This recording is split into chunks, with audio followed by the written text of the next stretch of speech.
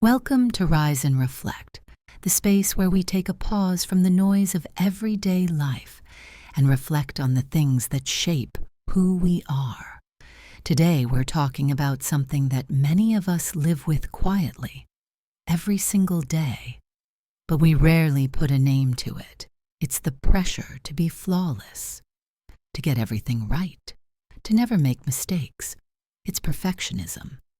Have you ever worked on something for hours, maybe even days, only to still feel it's not good enough? Have you delayed starting a project because you were afraid it wouldn't be perfect? Or maybe you juggle so many roles at work, at home, with your family, and no matter how much you do, you still feel guilty about the one thing left undone. If any of this sounds familiar, you're not alone. And in this episode, we're going to explore the trap of perfectionism, what it really is, why we fall into it, how it affects women, men, students, and why pushing ourselves too hard often leaves us exhausted, anxious, and unfulfilled. Before we dive into stories, let's pause and define what perfectionism really means. Perfectionism is more than just wanting to do well. Wanting excellence is healthy. It motivates us. It helps us grow. It teaches us discipline. But perfectionism is different. Perfectionism is the constant belief that nothing you do is ever enough. It's the inner voice that says, "This isn't good enough.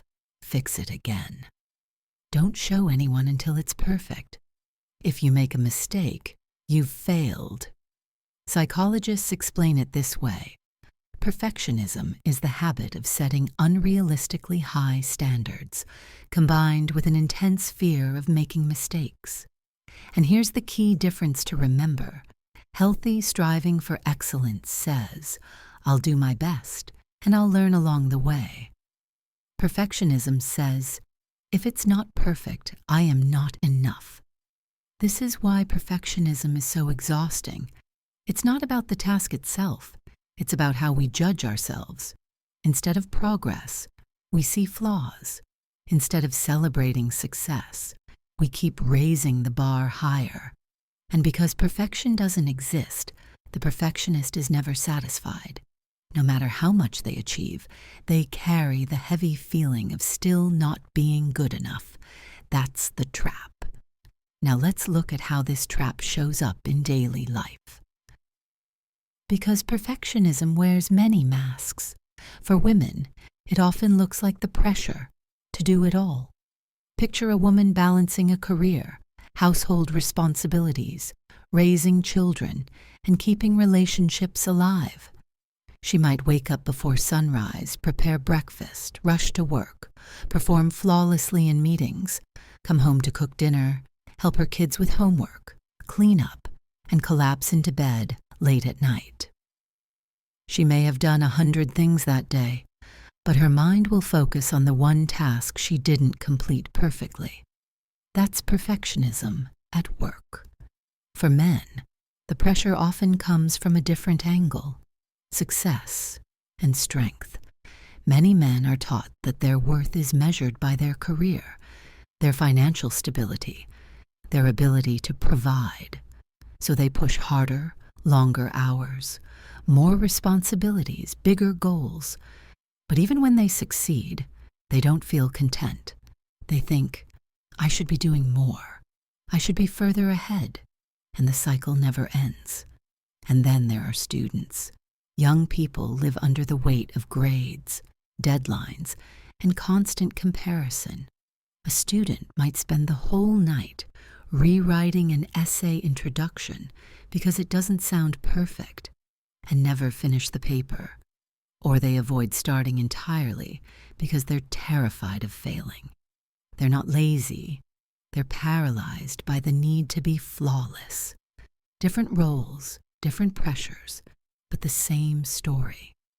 Perfectionism whispers the same lie to everyone. You're not enough unless you're perfect. But why do we do this? Why do we push ourselves to the breaking point? For some, it starts in childhood. Maybe you grew up in a home where mistakes weren't allowed.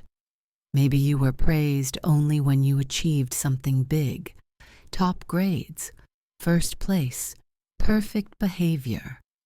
Over time, you learned that love and approval had to be earned through flawless performance.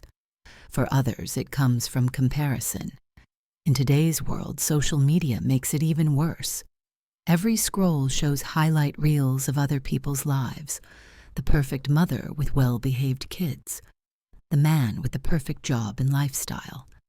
The student with immaculate notes and top scores. We rarely see the struggles behind the scenes, and so we measure ourselves against illusions.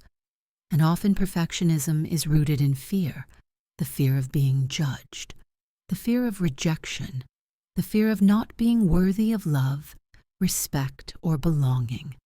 So we push ourselves harder and harder, believing that maybe, just maybe, if we do everything perfectly, we'll finally feel enough.